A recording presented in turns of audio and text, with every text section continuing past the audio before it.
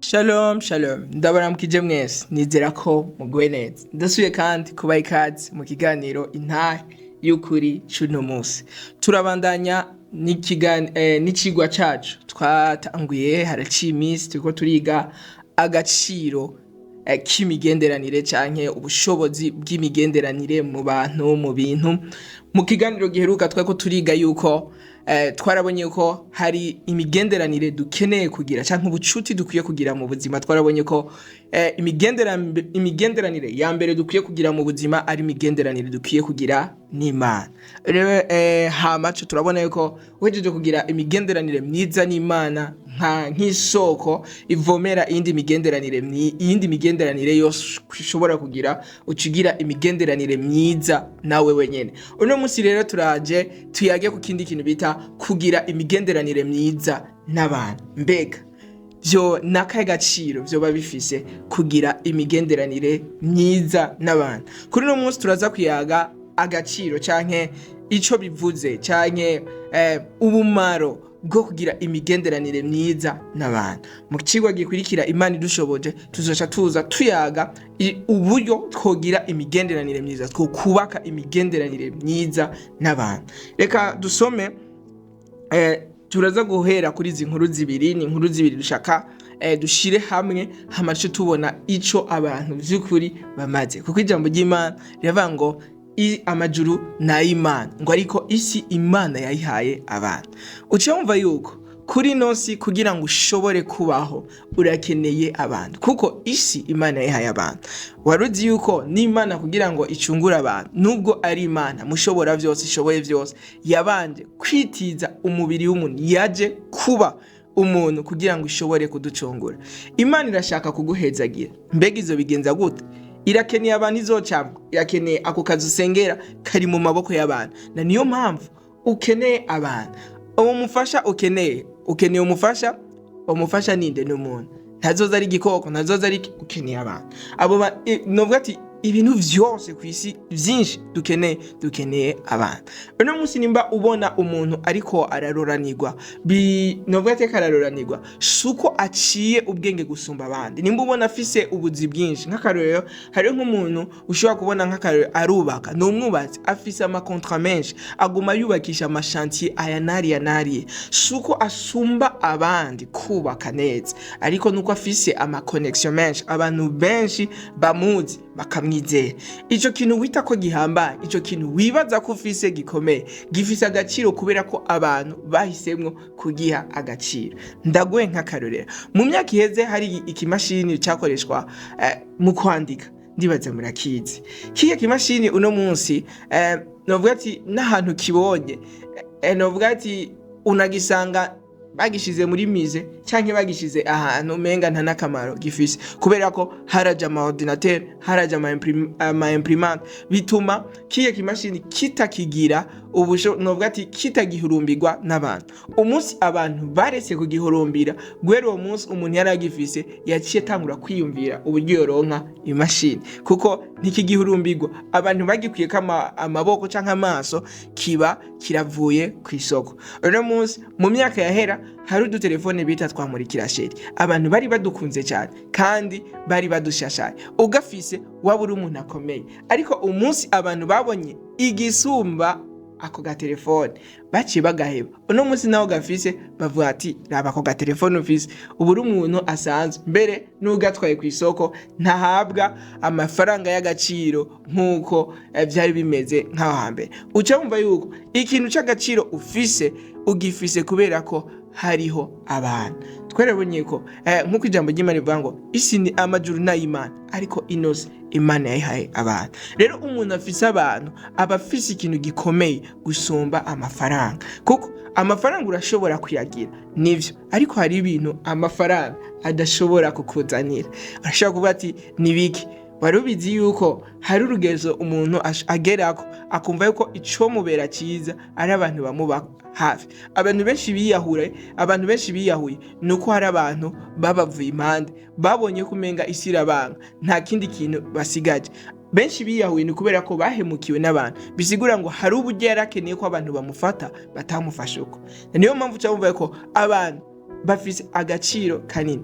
Wanasanga hari n'abiyahuye bafise amafaranga, ariko kubera ko yabuze novuga ati imigenderanire n'abantu kanaka, kubera ko yahora akunda yamuhevye akumva yo kwiyahura. Uno munsi reka turabe muri Bibiliya inkuru z'abantu babiri bari bafise ikibazo gishaka kumera nka kimwe, ariko novuga ati inyishu kuri bo zatandukanye bivanye n'abantu bari bafise. Inkuru ya mbere turayisoma muri Yohana igice cya 5. Turasoma umurongo umwe gusa kumva z'umwanya. Haravuga ngo uno agwaye aramwishyura ati mugenzi, nta muntu mfise wo kunyinikira mu kidengeri iyo amazi azutse, kuko ngira ngo ndaza uwundi akananga gushungurukiramwo. Undi murongo nawe tugira dusome ni muri Mariko igice cya 2 ku murongo wa 3 turageza kwa 5. Haravuga ngo haza abazanye ikimuga bagiteruye ari 4, babuze ingene bamushikira ku bw'ishengero, basambura inzu hejuru yaho atumbereye. Ngo bahejeje kuhatobora bururukiriza inderuzo ivyagiyemwo ico kimuga. Yesu abonye ukwizera kwabo abwira ico kimuga ati mwana wanje, ivyaha vyawe urabihariwe. Zino ni inkuru zibiri zitandukanye, n'abantu babiri bose bari bagwaye, ariko igitandukanye kuri aba bantu babiri, umwe yaragwaye afise abantu yatungana babyi aribyo bita abantu, undi nawe yaragwaye ata abantu afise. Igitangaza rero, umuntu yagwaye ata abantu afise yari yicaye imbere y'inyishu kuko yararyamye ku kidengeri. Bibiliya ivuga ngo Yesu yamusanze ku kidengeri, kandi nkuko vyari bisanzwe bizwe kuri ico kidengeri umuntu agwaye yarakorokerayo agakira. Bizigura ngo yari imbere y'inyishu, yari imbere yaho ibintu biboneka, yari imbere yaho inyishu yiwe iri, ariko ntigeze ayironka kuko yabuze abantu. Yavuze ati Yesu ugiye kuraba, yarabwiye Yesu ati Yesu burya rero burya ingorane mfise suko inyishu idahari, ikidengeri gikiza kirahari, ariko nabuze iki? Narabuze abantu. Ikindi kimuga coco nticyashobora no kwideplaza no kwiyunguruza, ngo cyari imbere kure, ariko Bibiliya ivuga ngo cyari gifise abantu, abagenzi bukure, abagenzi bakomeye, abagenzi bagikunda. Ngo bamaze kubona yuko Yesu ari mu gisaga, ico bavuze ati imvura igwa hamanuka hanyerera turamutwara gusa.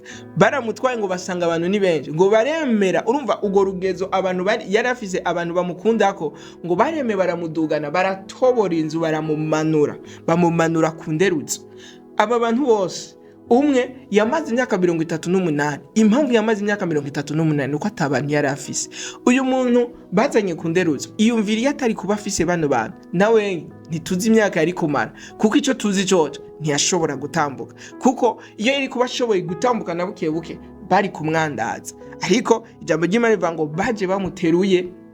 Yesu ashimwe. Tuca tubona yuko urashobora kumara novuga ati igihe kinini mu ngorane, atari kubera ko inyishu yawe itari kuboneka, ariko ari kubera ko wabuze abantu. Ni ikintu gikomeye cyane ukwiye gusaba Imana mu buzima. Rimwe na rimwe turasaba Imana, makazi, ariko ndakubaza, wari uzi ko akazi uri kurasaba Imana nta kazi kari mu ijuru, akazi kari ngaha ku isi, kandi akazi kose kari ngaha ku isi gafise abantu bagahagarikiye, aribo twita abapatron canke abakoresha.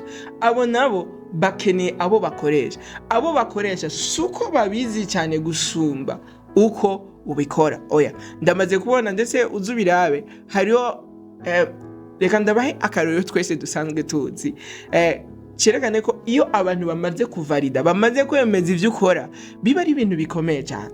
Ndibaza muranzi abantu bitwa abakimyonzi mu makartier asanzwe, arashobora kuba azi kumwa neza kuburyo akumoye ivyo kuri ugenda uriraba mu kiyo kavuga ati ivyo kuri hayamoye neza. Mugabo hari n'undi muntu akumwe uko yishaki, mugabo bivanye n'ahantu yashizwe cyane n'abantu bamukikuje, n'abantu amwa acagira agaciro, yifotozanya ati niwe amwanaka.